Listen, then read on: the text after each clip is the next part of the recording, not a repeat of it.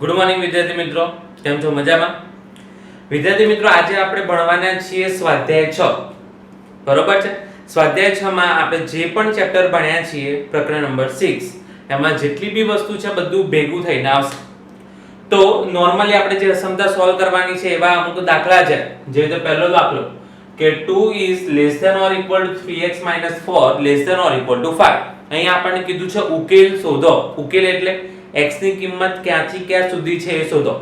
તો સૌપ્રથમ આપણે શું કરવાનું છે, અહીંયા આપણે વચ્ચે ગમે તે થાય x રહેવો જોઈએ, એકલો x રાખવાનો છે. તો ચલો આમાં x રાખવો તો સૌથી પહેલા શું કરવું પડે, આ -4 હટાવવા પડે. -4 ક્યારે હટે, જ્યારે હું +4 કરું. તો જે પણ પ્રોસિજર કરો, જે પણ અહીંયા મૂકો એ બધામાં કરવાનું છે. જે રીતે તમે શું કીધું, શું કરશો, અહીંયા +4 કરશો તો -4 ઉડી જાય, તો બધામાં +4 કરવાનું છે. તો 2 + 4 less than or equal to 3x minus 4 plus 4 and 5 plus 4. બરાબર છે? ચલો આ કેટલું થાય, 6 less than or equal to 3x less than or equal to 9. આ આપણો પહેલો સમ છે એટલા માટે આવી રીતે કરીએ છીએ. પછી તો આપણે ડાયરેક્ટ જ કરી લઈશું કારણ કે તમને ખબર. ચલો હવે અહીંયા x લાવવું હોય તો શું કરવું પડે, બધાને ભાગ્યા 3 કરવું પડે. તો બધાને ભાગ્યા 3 કરો.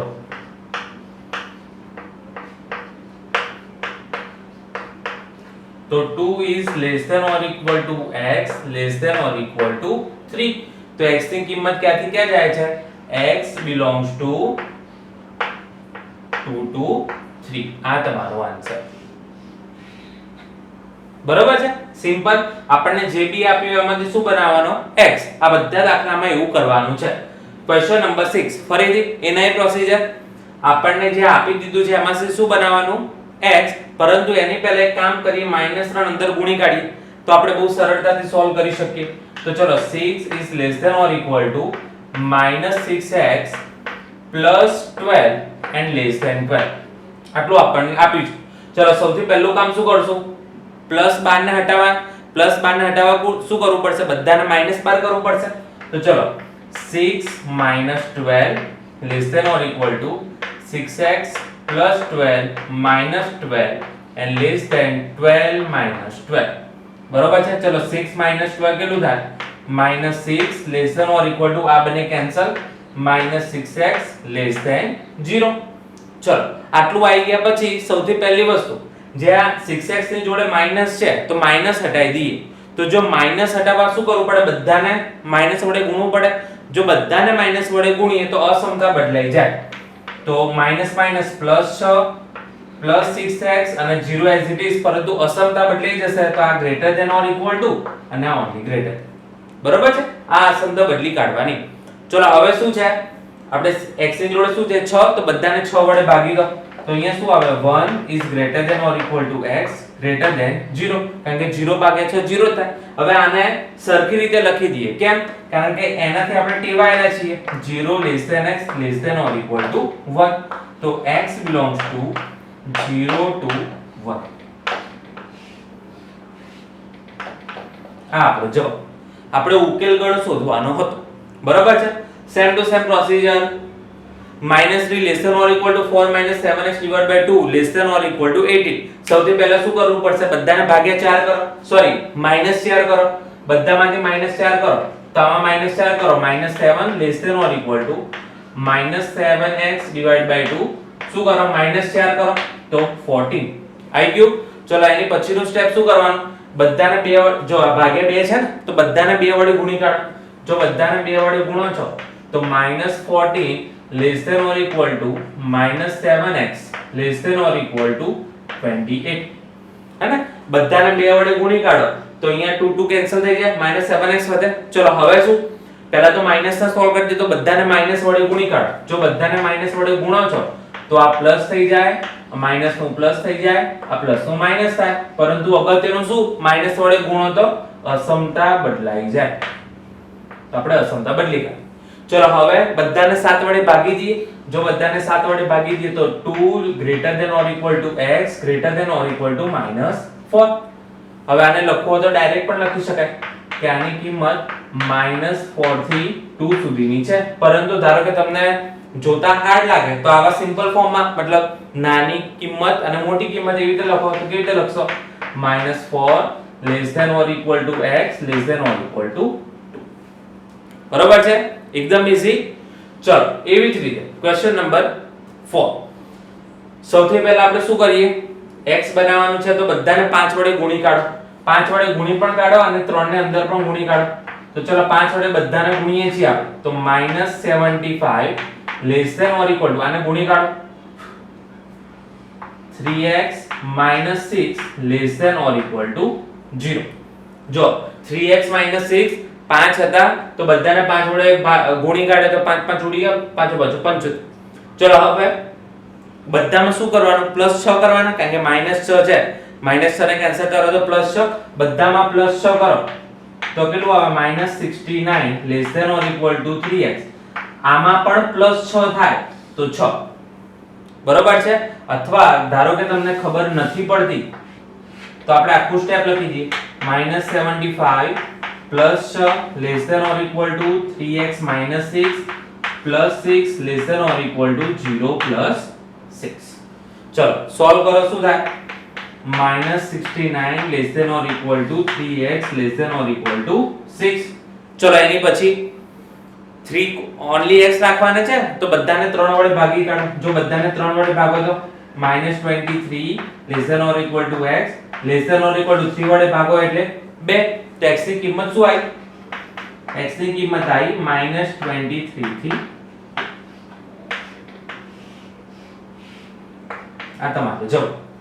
બરોબર છે, એકદમ સિમ્પલ, ખબર પડે તમને એ રીતે આપણે લખેલો છે. ચલો move on two question number 5. Question number 5 માં સેમ શું કરવું પડશે, સૌથી પહેલા તો આ 4 છે એને ઉડાડવા પડશે. કેવી રીતે ઉડાડશો, -4 તો બધાને -4 કરી કાઢો.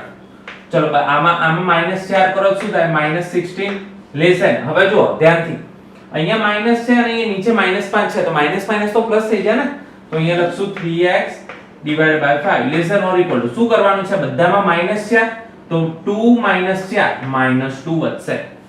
બરોબર છે. ચલો હવે બધાને 5 વડે ગુણી કાઢીએ. ચલો બધાને 5 વડે ગુણી કાઢીએ તો -80 less than 3x and less than or equal to -10. આવું થઈ ગયું. હવે બધાને કેટલા વડે ભાગશો, 3 વડે. તો બધાને જો 3 વડે ભાગો તો 83x બરાબર છે. ઓકે, તો આની કિંમત કેવી રીતે લખશો કે x belongs to -80 to 3 and 10 to 3.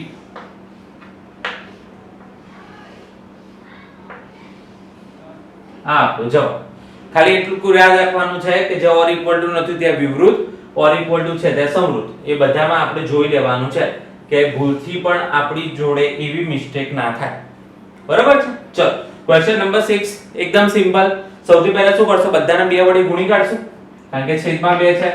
તો 14 less than or equal to 3x + 11 less than or equal to 22.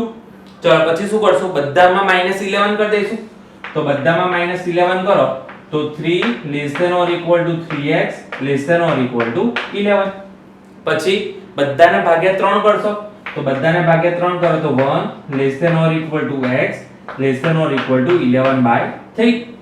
તો આની કિંમત લખીએ કેવી રીતે લખાય, x belongs to 1 to 11 30.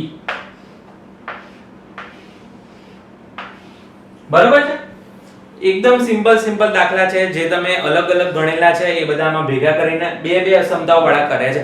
આપણે એક જ ગોલ રાખવાનો કે છેલ્લે આપણે x વધવું જોઈએ અને જે પણ કરો એ 3 એ 3 માં આપણે કરવાનું છે. બરાબર છે વિદ્યાર્થી મિત્રો.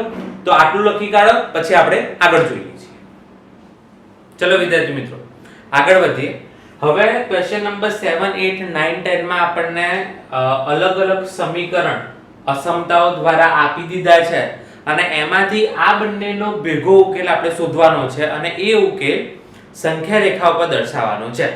બરાબર છે. તો જોઈએ કેવી રીતે થાય. સૌપ્રથમ આપણે જે ઉકેલ શોધતા હતા અલગ અલગ એનો ઉકેલ શોધી કાઢીએ. તો જો આનો ઉકેલ શોધવો હોય તો 1 આ બાજુ જાય તો 5x > 1 પેલી બાજુ જાય તો -25 તો અને 5 થી ડિવાઈડ કરો તો -5 સિમ્પલ 5x greater than -25 5 થી ભાગો બંને બાજુ તો અહીંયા x વધે અને અહીંયા -5 વધે આ પહેલી વસ્તુ બીજી વસ્તુ 1 1 પેલી બાજુ જાય તો 5x less than 24 plus 1 25 and x is less than બંનેને 5 વડે ભાગો તો x is less than 5 તો આ કેવું થયું કે -5 કરતા મોટા છે અને 5 કરતા નાના છે તો કેવી રીતે લખાય આને રીતે લખાય -5 કરતા મોટા છે અને 5 કરતા નાના છે અને આ રીતે પણ લખી શકાય કે -5 થી 5 ની વચ્ચે છે વિવૃત અંતરાલ આવી રીતે પણ લખી શકાય હવે વાત કરીએ સંખ્યા રેખા ઉપર કઈ રીતે દર્શાવવાનું ઇંગ્લિશમાં એને કહેવાય નંબર લાઈન તો -5 -4 -3 -2 -1 0 1 2 3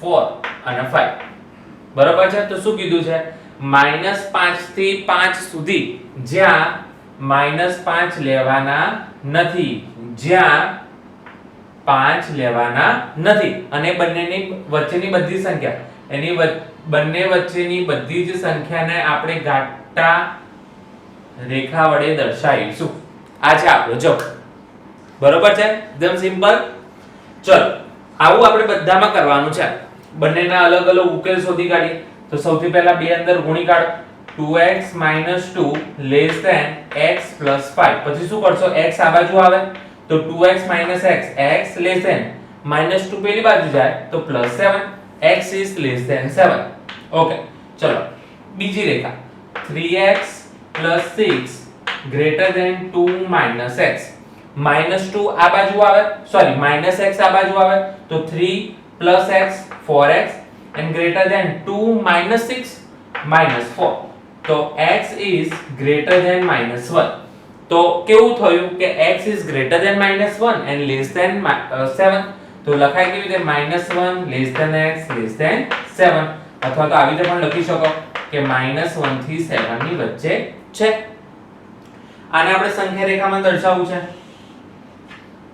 તો -2 -1 0 1 2 3 4 5 6 and 7 બરાબર છે -1 લેવાના છે ના -1 લેવાના નથી તો આ ઘાટું મીંડું નહીં આવે મીંડામાં ખાલી આવશે મતલબ વર્તુળમાં ખાલી આવશે અને 7 પણ લેવાના નથી તો એ પણ આ રીતે આવશે ને એની વચ્ચેની તમામ સંખ્યાઓ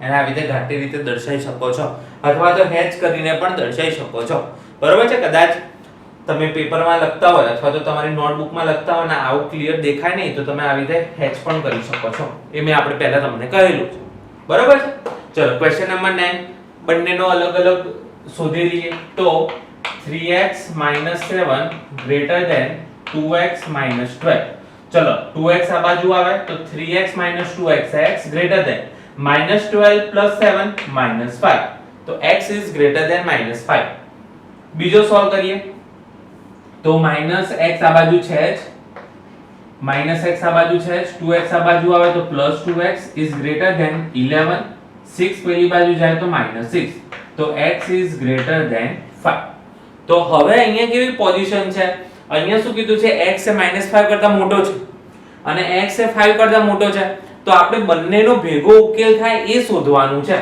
તો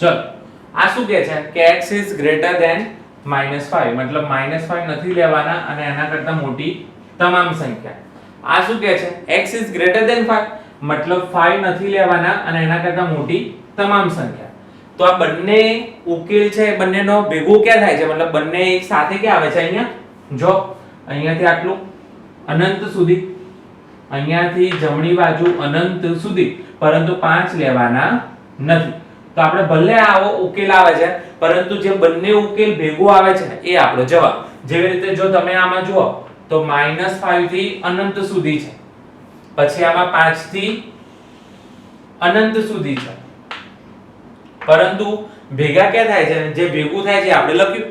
એવી જ રીતે -1 થી અનંત સુધી છે, 7 થી અનંત સુધી છે, પરંતુ ભેગા ક્યાં થાય છે? જે વચ્ચે ભેગા થાય છે એટલામાં જ આપણે હેચિંગ કર્યું છે, અથવા તો એમાં જ આપણે ઘાટું કર્યું છે. તો એ રીતે આપણે આવશે. તો આનો ઉકેલ શું આવશે? 5 થી મોટું તમામ, જ્યાં 5 લેવાના નથી. ઓકે, હવે વાત કરીએ ક્વેશ્ચન નંબર 10. પહેલા તો આને અંદર સોલ્વ કરી દઈએ. 10x - 35 - 6x - 9 less than or equal to 0. તો 4x - 44 less than or equal to 0. 44 પેલી બાજુ જાય તો 4x is less than or equal to 44. હવે 4 વડે ભાગી દો તો x is less than or equal to 11. આ આપણે પહેલામાંથી ઉકેલ મળ્યો. ચલો બીજામાંથી આ બાજુ હવે તો 2x - 6x less than or equal to 47 - 19. તો આ શું થાય?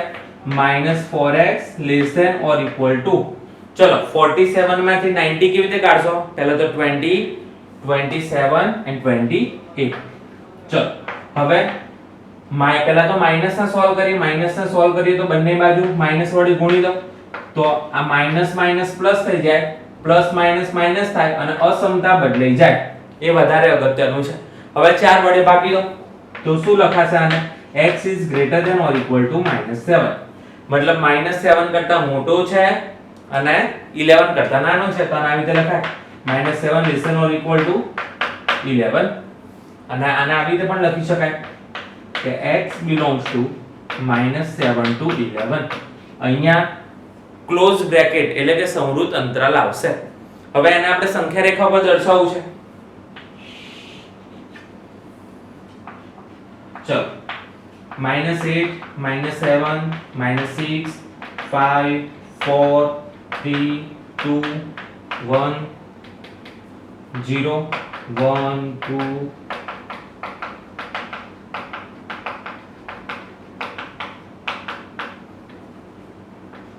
આવી ગયું 11. તો -7 કરતા મોટું, તો -7 લેવાના છે એના કરતા મોટું. ક્યાં સુધી મોટું? તો જ્યાં સુધી 11 ના આવે ત્યાં સુધી. 11 થી આગળ જવાનું નથી. તો -7 લેવાના છે, 11 પણ લેવાના છે અને એની વચ્ચેની બધા જ સંખ્યાઓ. બરોબર છે? તો વિદ્યાર્થી મિત્રો આપણે 10 પ્રશ્નો સુધી આ પાઠમાં સોલ્વ કર્યું છે. આપણે મળીએ છીએ આગળના પાઠમાં, જેમાં આપણને કંઈક શબ્દો ઉપરથી અસમતાઓ બનાવવાની.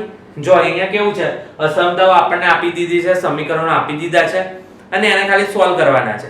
હવે આપણે જે દાખલા ગણશું એમાં શું આવશે? વાક્યો આપી દીધા હશે, કોઈ ઘટના આપી દીધી હશે, એમાંથી સમીકરણ બનાવવાના અને એ સમીકરણનો પછી ઉકેલ લાવવાનો. બરોબર છે? તો એના માટે મળીએ છીએ આપણે બીજા પાઠમાં. બરોબર છે? Thank you.